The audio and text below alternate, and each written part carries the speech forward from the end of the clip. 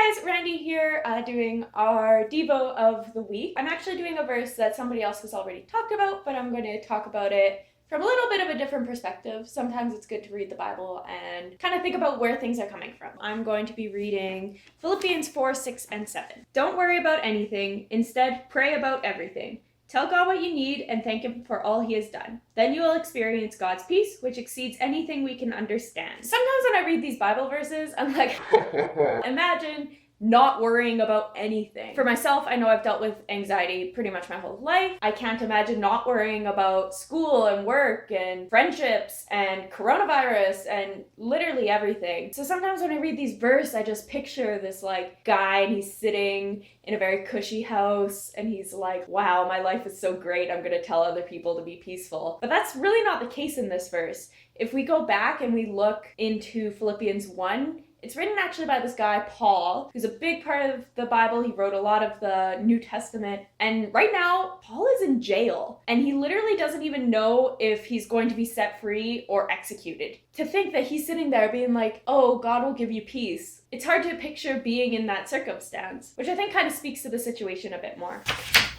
And so, even in these crazy circumstances, Paul encourages us that we don't have to be anxious or worried and that we can access God's peace that makes no sense. And so, I just want to encourage you guys that even when it doesn't make sense, we can access God's peace. And I just hope that you guys are willing to reach out to God and tell Him about your anxieties and let go of them and instead take hold of that peace.